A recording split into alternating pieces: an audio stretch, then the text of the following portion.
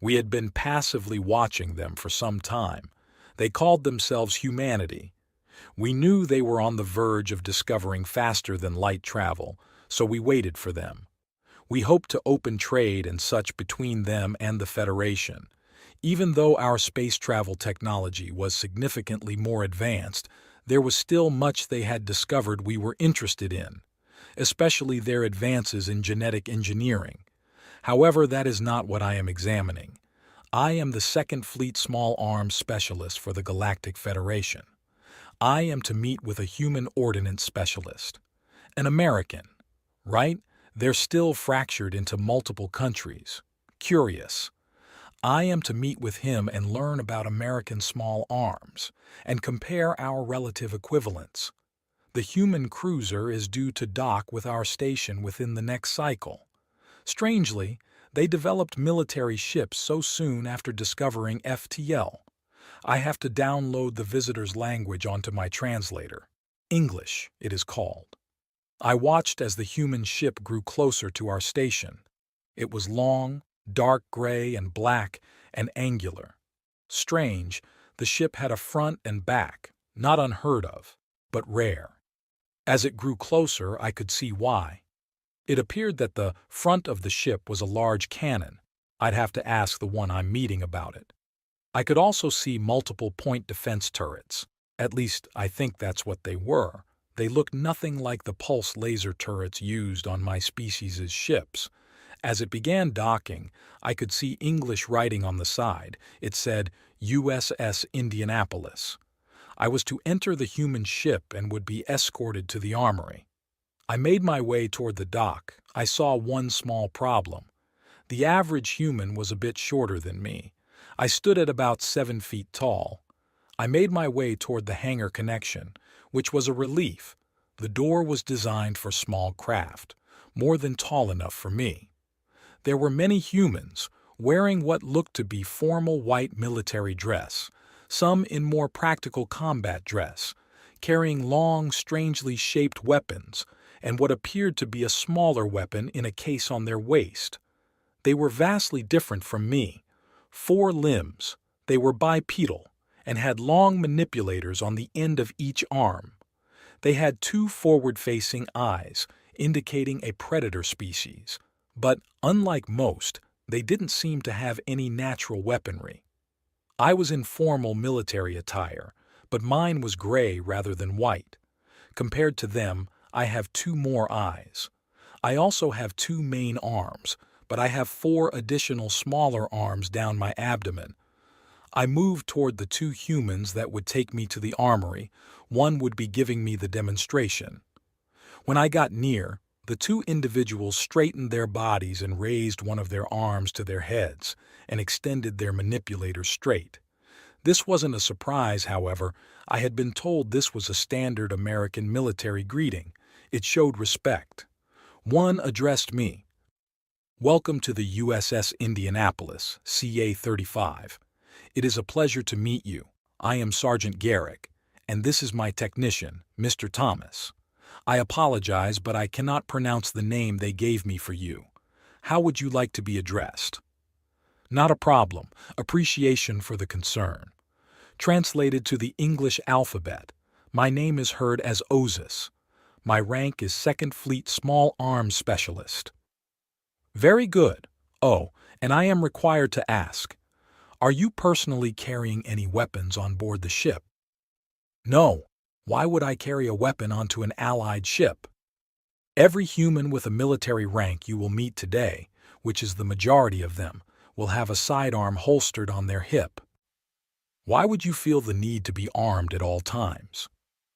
Call it insurance. We don't necessarily need to go get weapons to repel boarders. We also don't have any claws or natural armor like you. It made sense. It is just a different doctrine. It still was a bit perplexing that many armed individuals, accidents are bound to happen. Very well, I look forward to learning about your weaponry. Right this way, ahem, sir. Ma'am? My species is not sexually dimorphic like yours. Just call me Ozus. Apologies, Ozus. We're still getting used to this whole interacting with alien species thing. I followed the two men through the hangar, where I saw several smaller military craft.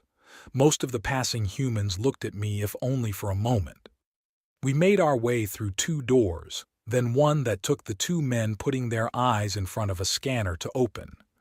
Inside was a large internal hangar, filled with industrial-looking equipment, wall mounts filled with small arms, small and larger vehicles, as well as what looked like a testing range. Sergeant Garrick turned to me. "Thomas here can fill you in on any technical questions you might have. Where would you like to start?" I glanced curiously at the fearsome-looking vehicles, a strange form of propulsion. It looked as if it moved on large metal belts on either side of the main bulk, which had what looked to be a large cannon, as well as many smaller ones. "Those could wait, though. We have time." "On average, your soldiers carry two weapons, correct? A primary and a secondary." "That is correct. Standard American military infantry are issued with an MA-27 rifle, as well as a SIG M23 for a sidearm. There are other weapons used in more specialized roles, but these are the basics." He showed me to a table which looked to feature everything an American soldier carried. It included several armor plates, including a helmet, the rifle, sidearm, and several rectangular-shaped objects that I did not know the use for. There were also two ball-shaped items and an extremely sharp-looking metal stabbing weapon with one serrated edge. "At the most basic level, how do these weapons function?" The one called Thomas addressed me. "Human weaponry fires metal projectiles called bullets. They can vary in size and purpose, but the basic ones look like this." He held up a small metal tube with a point. The point was a different color than the base, a light red compared to the golden tint of the base. "This red section here is what is launched at the target. The base is filled with a combustible substance known as gunpowder. This piece on the back is called a primer. When inside a firearm, a trigger pull causes a small hammer to strike the back piece of the bullet, igniting a small explosive inside called a primer. This small explosive causes the gunpowder to explode, launching the small projectile at very high speeds." The longer he explained, the more confused I was.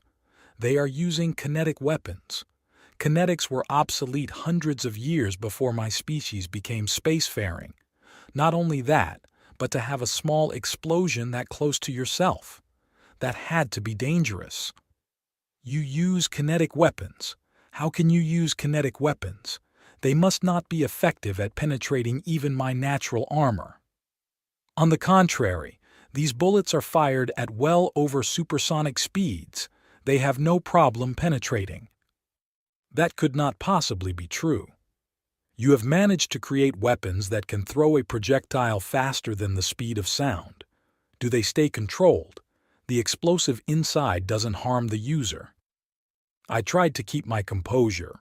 We switched to plasma weaponry so long ago because of how slow kinetics are. Yet somehow these humans have figured them out.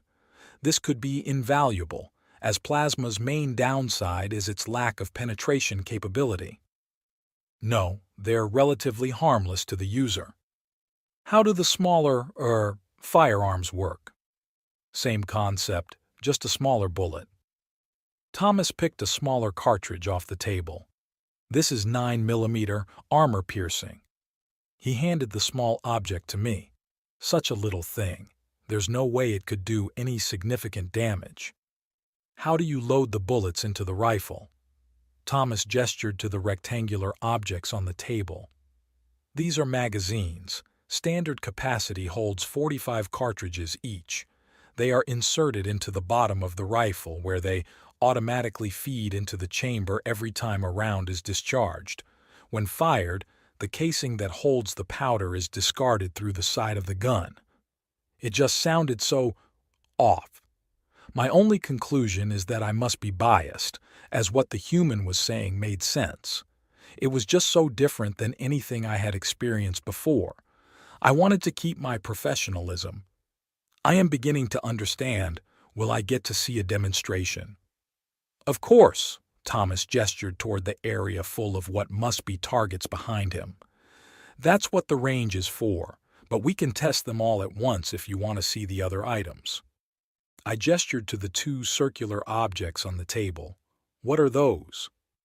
Thomas chuckled softly, then responded, Those are hand grenades, small explosives you throw.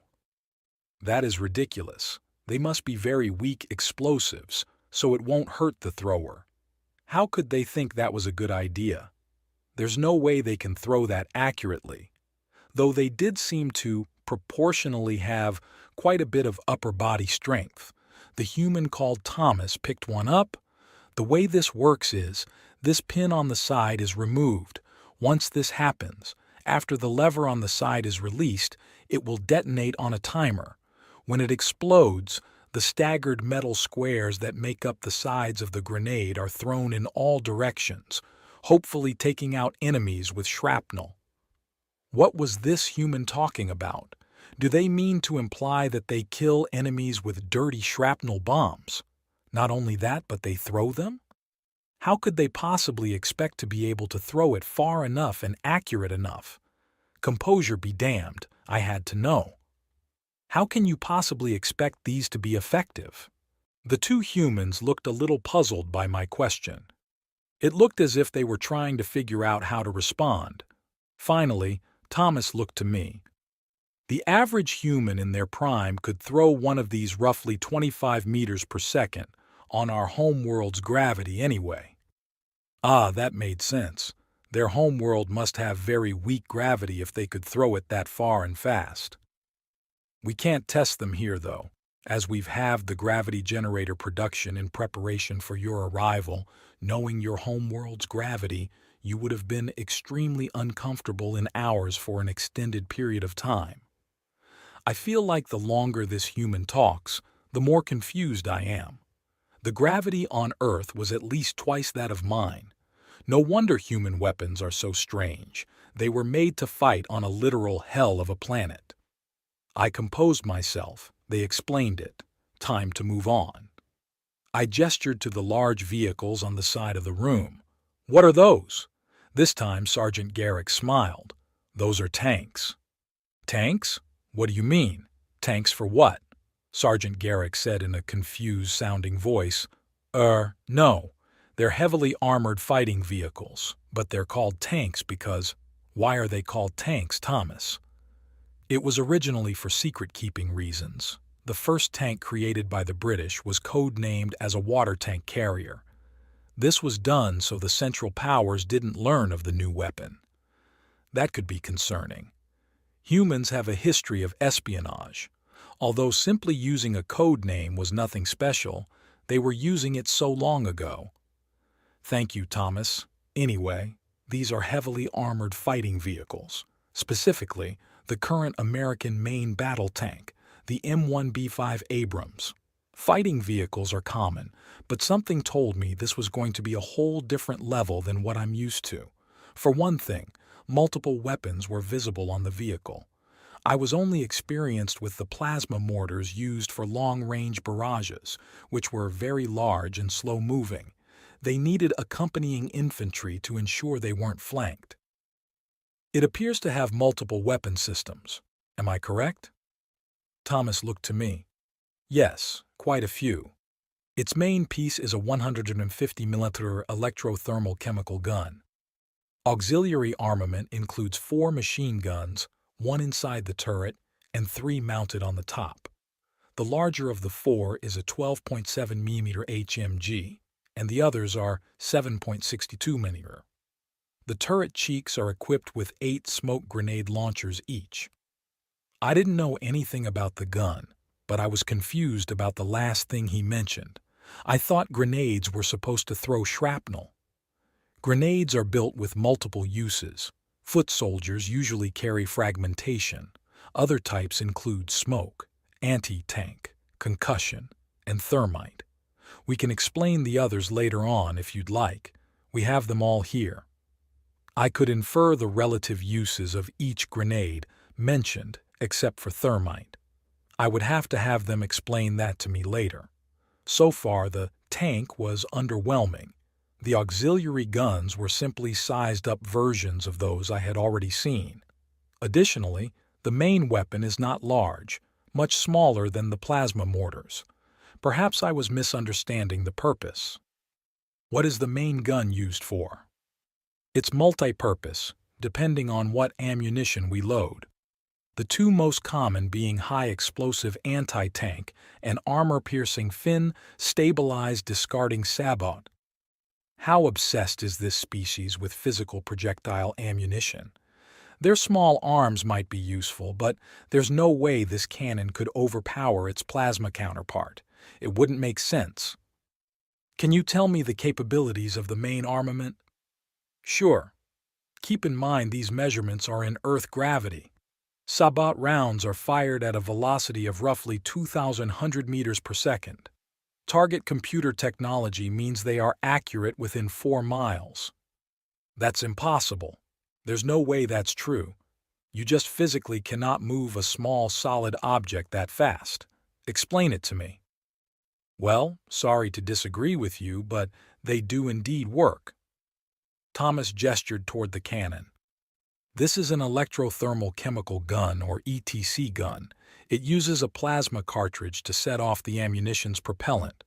This ammunition is somewhat similar to the bullets you've seen. Are they serious? Not only did they discover uses for plasma, but they also still decided to use kinetics. I was beginning to see a pattern. Do you have something against non-kinetic weapons? Well, a simple answer would be that what we have now is efficient. However, there has been much research on laser weapons, but we don't use them against others. The UN has determined they are too cruel. Laser weapons tend to not kill immediately. Plasma weapons melt clothes and armor to the wearer. Particle beam weapons cause radiation poisoning. We reserve them for anti-missile defense or non-weapon uses. That raised even more questions. Do humans have rules for war? Do humans still war with each other? Do humans have some sort of country conglomerate? Unfortunately, I am here for the weapons they are currently using. My curiosity would have to wait.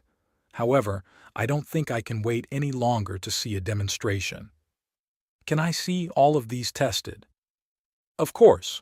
We can start with the small handheld weapons. I'll send for a tank crew to come operate the Abrams. Sergeant Garrick walked back over to the table and picked up the rifle. He inserted a magazine into the bottom and pulled a handle on the back. He walked toward the range, then hesitated. He turned to me. How sensitive is your hearing? I hadn't thought about it. The human's ears are very flat and pressed to the side of their head, compared to mine, which are angled to allow sound in and protrude from my head. Mine must be better than theirs. I decided to just assume that was the case. My sense of hearing is somewhat more potent than yours. Why? Firearms are rather loud. It is an explosion after all. Would one of those sets of ear protection fit you? See if one will fit, then turn the knob on the side. I looked over to where he gestured. There were a few sets of varying sizes. They had 2 padded circular pieces attached by a strap. Adjustable, good. They looked a tad bit small. I picked one up and put it over my ears. A little uncomfortable, but better than going deaf. Once they were on, I turned the knob as he said, and suddenly I could hear again. Why can I hear? They amplify normal intensity sound and deafen sounds loud enough to hurt, like a gunshot. Now that was interesting. I could actually hear better than normal wearing these. Garrick walked over to the range. I'll aim for the target marked 20 yards. He aimed for a second or two, then pulled the trigger. Even with hearing protection, I could feel the shot. It was as if I had been pushed slightly and the human didn't even move. I could smell the chemical propellant. It slightly stung.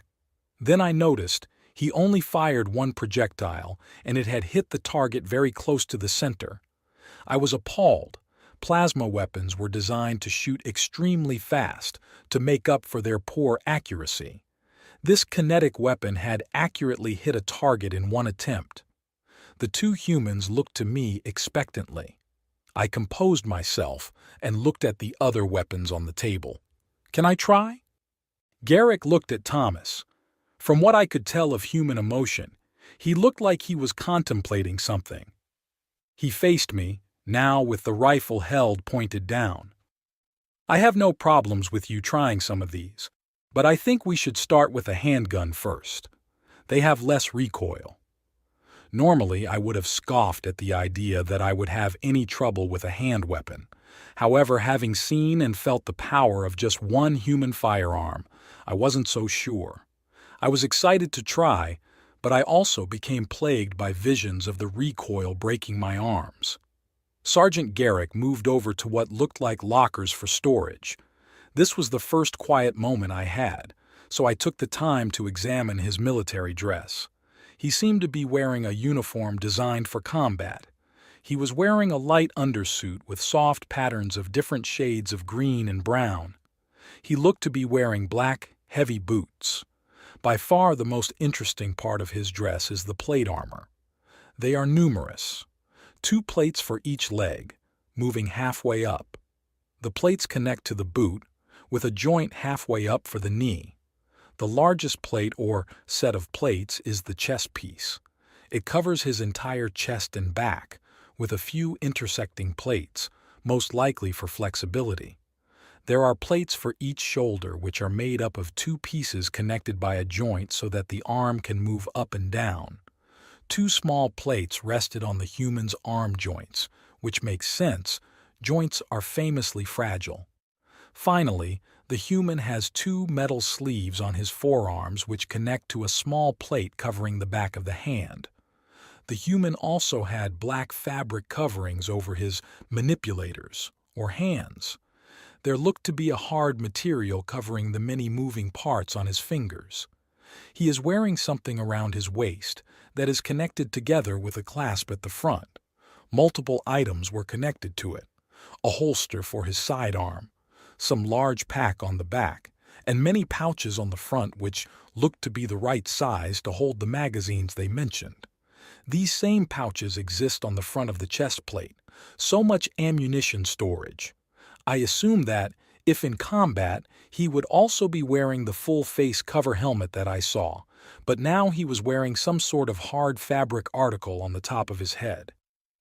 "You can start with one of the 9mm handguns. If you have no problems with this, then we can move up to the larger ones." "That sounds like a good idea. I'd prefer to not seriously injure myself just trying to satiate my own curiosity." As he rummaged through the locker, I took a look at the other human, who was now writing something down on a rectangle electronic device about the size of his forearm. This individual is obviously not military. He is wearing a long white overcoat. In fact, the majority of his clothing is white aside from light blue pants. They just seemed like something a civilian would wear. I had been so mesmerized by the weapons that I hadn't noticed how every piece of clothing the humans were wearing seemed to have a function. He has some kind of glass pieces in a frame over his eyes. I think I will ask about them.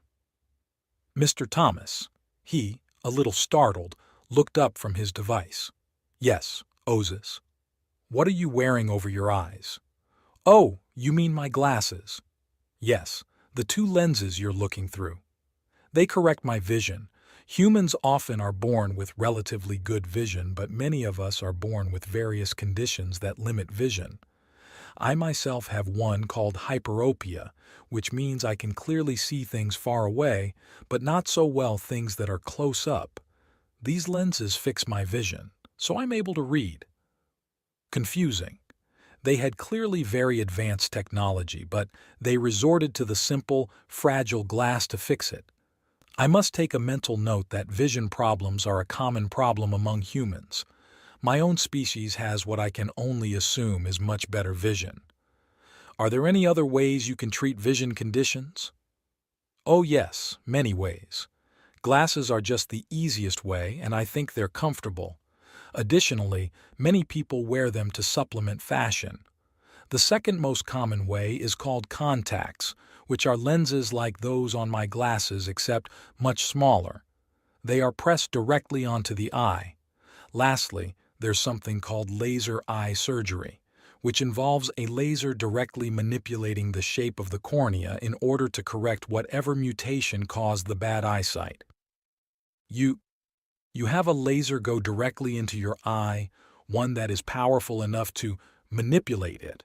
How is that a good idea? How could that possibly help anything? Look, Ozus, I'm not a medical doctor. I cannot explain exactly how that works. If you'd like, we could have one of the ship's medical staff come to talk to you. After saying that, Thomas went back to writing something down on his piece of tech. Garrick had appeared to find what he was looking for and walked back to me. He had what was clearly a firearm in his hand, but smaller than the others. In his other hand, he had a magazine. Okay, so I'll explain how to use it. Firstly, the safety rules. Rule 1. Garrick paused as he looked at my hands. They were different from his. I only had 3 manipulators to their 5, and mine were longer. Always keep your finger off the trigger until you are ready to shoot. Do not aim the weapon at anything you are not willing to destroy. Always treat the weapon as if it is loaded. Be aware of your target and what is behind it. Treat the weapon with respect. It is more than capable of killing everyone here. I'm fascinated. All of these rules were clearly premeditated. No doubt the same as what he had been told the first time he used a firearm. Now, how to use it.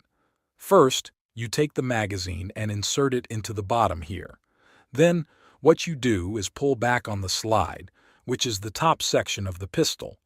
This puts a round in the chamber. Once this happens, it is ready to shoot. You do not need to pull the slide back for the subsequent shots, as the energy released by the expanding gases of firing pushes the slide back and loads another round. In order to shoot, you flip this safety switch here, then you aim and pull the trigger. Do you understand? Yes, it all makes sense. How do I aim? He held the weapon up and pointed to 3 raised pieces, 2 at the back, 1 at the front. You line up these 3 dots in your sight so that what you're trying to hit is in the middle. Rifles are easier to aim, but you can try them when we know they won't hurt you. He handed me the weapon. It was lighter than I expected. We walked over toward the target range. I did as I was told. Although slightly awkward, it was clearly not made for my biology. I was able to load it. I pulled the slide back, which was more difficult than I expected, and brought it up to shoot. Hold on. Try leaning forward a bit. You want to be in about the same position you'd be in if you were preparing to get pushed by something. I braced myself, held up the weapon, tried to aim at a target and pulled on the trigger. I didn't fall over. My arms didn't break, but gods, this thing kicked hard. I also missed the target, but I'm not too concerned. The chemical propellant burned my eyes and nose. It hurt my wrist joints, and it was awkward for me to use. And I loved it. So exhilarating. It felt like you were actually throwing the projectile. Plasma weapons had no recoil. I had never experienced anything like it. I looked over at Garrick, who had his teeth bared, although I had learned that this was how humans communicated they were happy. I wanted him to know how much I enjoyed it, so I attempted to replicate the smile. He laughed. Enjoyed that, huh? Very much so. It's incredibly satisfying to shoot. You can keep going if you'd like. It has 9 rounds left. I want to try that one. I gestured at the rifle on the table. Garrick smiled. All right. I'd recommend you keep it on semi-auto when you try. Full auto causes more recoil. What's full auto? Oh, right. Most human weapons are capable of rapid fire. All those machine guns mounted on the tank over there, this rifle, and many others. The difference is that on small arms such as this, Sergeant Garrick gestured toward the rifle, it is select fire, meaning you can choose to switch between one shot per trigger pull or continuous shooting until the trigger is let go. Not only are these weapons accurate, but they are capable of rapid fire too, just like our plasma weapons. I looked over at the target dummy we had been shooting at. The rifle round fired by Garrick had torn a large hole in the middle of it. I can only imagine what it would look like after only a few seconds of sustained fire. There must be downsides, though. I assume that rapid fire significantly reduces accuracy. You are correct. The recoil makes it much harder to accurately aim the weapon, so when it's used, most soldiers elect to burst fire. This is when they hold the trigger down for 3 to 4 shots before resetting. Thomas interjected, additionally, less precision means in combat, constant use of rapid fire will deplete a soldier's ammunition supply quicker. That would seem to be the main downfall of physical ammunition. Human soldiers would have to carry hundreds of these projectiles on them. Plasma storage is much more compact. Garrick turned to me. Now, this will sound a little strange, but you might feel less recoil shooting the rifle rather than the small pistol. You have 3 points of contact, 2 on your hands and 1 in your shoulder. Additionally, this model is equipped with recoil dampeners in the stock. I was starting to have second thoughts about trying the larger weapon. It clearly was not built for me. I picked it up, testing its weight, not too heavy. I walked over to the testing range. It's already loaded and ready, correct? Yes. All you have to do is flip the switch on the side to the semi-auto setting. I found the switch, moved it once, and brought the weapon up to my shoulder. This time I was trying to aim. I took a deep breath, looked through the sight. This one was much easier to use. It had a shape with a dot in the middle, signifying where to aim. I put my finger on the trigger. I never did get to fire the weapon. It happened rather quickly. A loud alert system began blaring and the doors to the testing area closed. A robotic voice came over speakers mounted in the wall. Alert! Incoming craft! Tag designation: hostile. Sergeant Garrick looked to Thomas. Get to your quarters, Thomas. He nodded and jogged out of the room. Garrick then walked over to the table, took the fabric article off his head, and put on the helmet I had seen earlier. It clicked into place, connecting to his chest armor. It made a sound almost like pressurization. He turned toward me, his once cheerful face now an emotionless, reflective material. He spoke, his voice now muffled. We need to move. Possible boarding craft or attack incoming.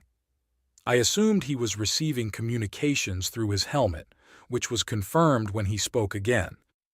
How many? No. I need to escort the VIP. Have Sergeant Edwin take my place. I'll get them to the bridge and help hold the bulkhead there. I had no idea what to do. I just stared at him. I didn't know anything about this ship. Why would there be an attack on our station? We're on outskirt territory. We picked a station to meet the humans that is close to their space. We had no records of spacefaring hostiles in this area. Garrick now addressed me as he picked up another rifle from the display. 3 Floriation boarding craft incoming, 1 frigate out of point defense range. We're docked in your station so we can't rear the ship around to use the main cannon. They obviously know this. He loaded a magazine into the rifle. So they're dispatching boarding parties. Floriation? We have no record of a species under that name, nor a hostile faction near here. That's the name we gave them. We need to move. Sergeant Garrick gestured for me to follow him and moved toward a door, raising his weapon to check around the corner. I was about to follow, then hesitated. I moved back to the table and picked up the larger pistol. Then I ran after Garrick. We were moving through corridors. I saw many human soldiers running in formation, going to wherever their stations were to repel boarders. The alarm continued to blare, now with a slight modification. Alert! 3 incoming boarding craft. All active units move to your assigned bulkheads. We were nearing a shaft that was to take us up toward the bridge, as Garrick called it when I was knocked over. It wasn't just me, other human soldiers stumbled. The entire ship had shaken. One of the boarding craft hit. I got back up and we kept moving. We got into the room that would move us up, and I began hearing the sound of gunshots. The doors closed, and we started moving up. Sergeant Garrick spoke to me again. They're the reason we were discovered by the Federation. We encountered a distress signal from deep space. I was on the UN ship that moved to assist. We found a ghost ship, but a trail left by an FTL jump. We followed it and found some kind of camp holding the crew hostage. We stormed it and freed them. When the crew returned to conglomerate space, they told the Federation about us. That's not true. We had been watching your planet, waiting for you to discover faster-than-light travel. My voice was shaky. Sorry, Osis. While we are a young species as it relates to FTL, the Federation thought it better to not alert the galactic public of a new slaver species. This could not be happening. The galactic community hadn't seen a slaver species in decades. Although, if what this human was saying is true, that could be a lie. He was right. The discovery of a slaver species could throw the conglomerate into chaos as the different members fight over what to do about it. Why am I objecting to their existence? They would have come from an area near the human system, an area largely unexplored. The door opened. We ran through more corridors, seeing fewer human soldiers now. A thick door opened in front of us and we moved in. Apparently, humans, or at least Americans, called the control room of a ship the bridge. There were soldiers dressed the same way as Garrick, all with guns trained on the door. When we got in, Garrick spoke into his helmet again. VIP secure in the bridge. How copy? I followed him as he moved over to a screen of some sort. He pulled up a video feed from cameras around the ship. He flipped through different views multiple times until he landed on one with a fight visible. I watched as 4 human soldiers were defending a corridor, using storage boxes as cover. 3 dead humans lay on the ground. A large group of aliens I had never seen before were firing some form of projectile weapons at the humans. They were awful to look at. Gray, 4 large arms. They were scaled like me.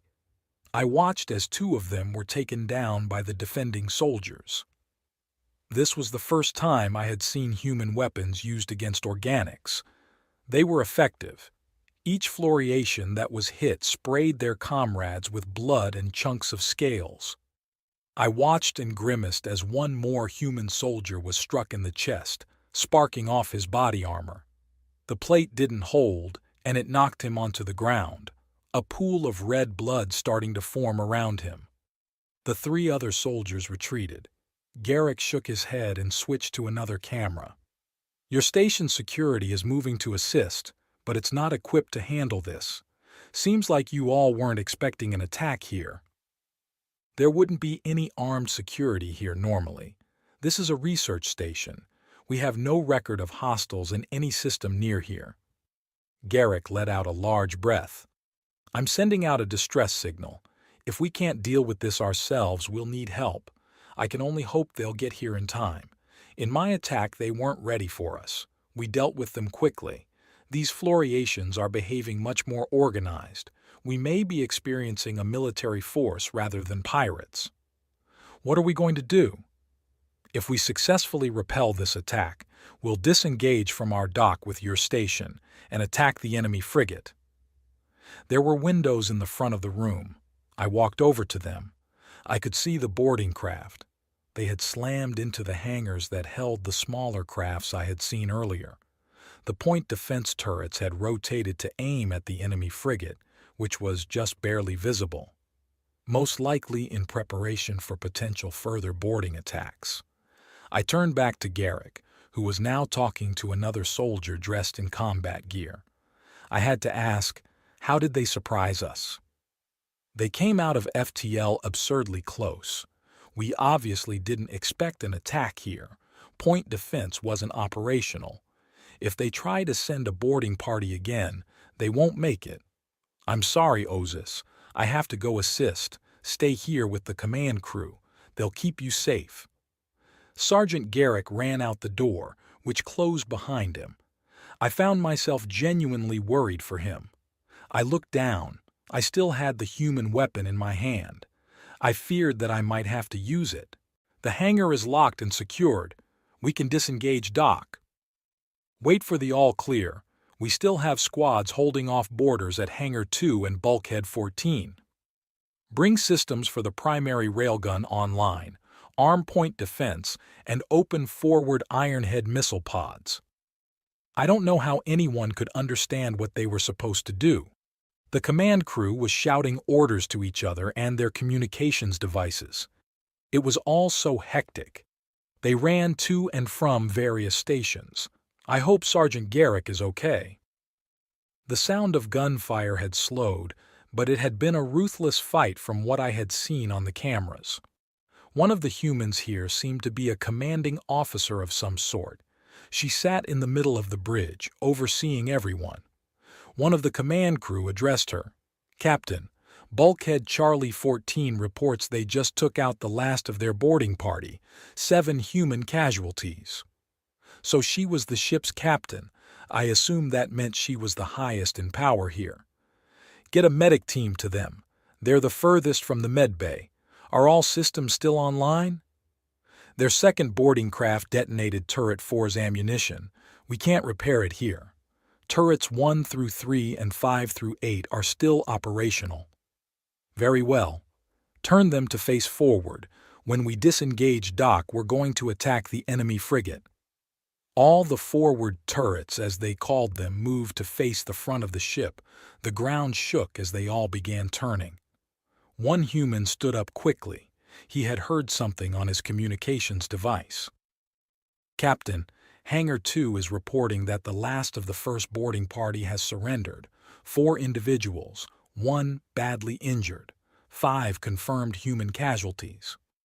All right, see if the med bay can do anything about the injured one. Put the rest of them in the brig, under heavy guard. Disengage from the dock. Hold on to your helmets, people. The speakers came on again. Alert. Disengaging from station dock in 3, 2, 1. I had sat down in a human seat in preparation, a bit small for me, but I was relieved that I did. The entire ship shook as it broke away. 2 humans fell over on the bridge. The captain looked at me with a look that I could only describe as concern. Then she seemed to make up her mind about something. Re-engage 1G gravity generation. We need to be running at full efficiency. Everything was immediately uncomfortable. I could still function, but so sluggish. Everything is so heavy. I strapped myself to the seat. Something told me it was going to be hard to be standing soon. The captain started barking orders again. Engage inertial dampeners. Then rear the ship around. We're going to try and hit them with the main cannon while we are out of their weapons range. We began moving. The inertial dampeners definitely worked. We were turning fast. We moved forward and went around the station so we were in between it and the enemy ship. Captain, incoming projectiles. Estimated time of impact, 30 seconds.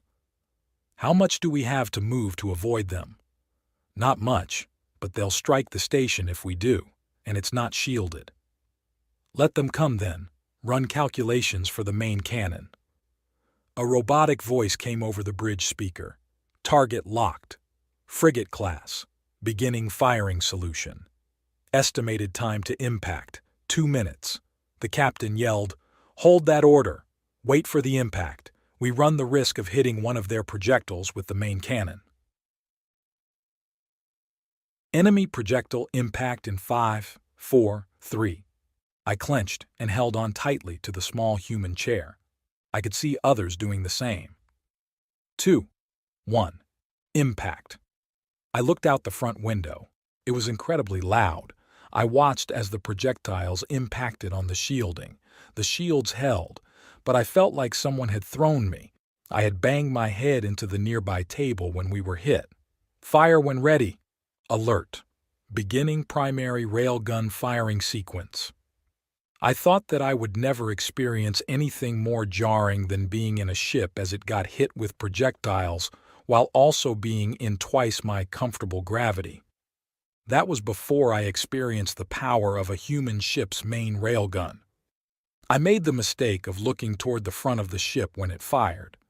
In an instant, I was blinded by the bright muzzle flash, and it was as if my entire skeleton was going to shake out of my skin. It was now that I learned how tough humans are. None of the crew or soldiers on the bridge with me seemed fazed by the shot. My vision began coming back. There was now a visual representation of the enemy ship in the middle of the room, presumably to see the damage done by the rail gun. Although we would have about 2 minutes before the projectile hit or missed, even with how fast it is going. I turned to a human sitting at a station next to me. Will they not detect the projectile before getting hit? He looked at me startled. He had been very focused on whatever he was doing. They might. It's moving incredibly fast and it's hard to detect, but we don't know what their scanning capabilities are. It was a tense minute as we all watched the ship, waiting. The hit was supposed to happen in less than 20 seconds. Evidently, the Floriations saw it coming, as they began burning their main engines at full power. It was too late, though. All that it served to do was make the shot hit the rear engines of the ship rather than the center. I was here to learn about human small arms. Nothing I learned there could have prepared me for the destructive potential of human shipboard weapons. Had I not seen the small kinetic weapons earlier, I would have scoffed at the notion of a ship's primary armament being kinetic. There simply ceased to be a back portion of the enemy ship. It was completely removed by the railgun. Any shielding or armor it might have had was completely nullified. Captain, enemy frigate has been disabled. Right, good hit. Let's send out search and rescue teams. I want armed squads on those search and rescue birds. We're going to hail them for a surrender, but they may not be so cooperative. There are potentially non-combatants on board, so check your targets. Everyone else, relay orders to your respective stations. We are continuing to operate under Combat Alert Alpha. More enemy contacts could drop out of FTL at any moment. That must be it. They were going to see if any hostages were on board the Floriation ship. Surely the captain was not implying they were going to save the slavers on board that attacked us. The captain was wearing white formal military dress. Various medals and identification covered her chest and shoulders. She also wore a fabric dressing on her head, much like what Sergeant Garrick was wearing earlier, only more rigid and a different shape. She looked to another human in a white uniform, who was sitting in front of a screen to her right. What's our projected time of arrival? Accounting for acceleration and deceleration, we're looking at 9 minutes. She then looked at me. This was the first time she had addressed me, and she actually knew my name. Ozus, you need to go get back with Sergeant Garrick and his team. You'll be moved to a bulkhead safe room. They'll keep you safe until we're able to get you back to your people. I hadn't expected her to talk to me. Yes, of course, thank you. Captain. I saw the faintest hint of a smile at the corners of her lips, then went to 2 humans who gestured for me to follow them. They were also dressed in full combat gear. I thought maybe I could experience some casual conversation from 2 regular soldiers, rather than the formal speech of the majority of humans I had spoken to until now. I had several questions. I thought it might distract me from having to walk at a human's pace while also being under strain from the increased gravity, though I was getting used to it.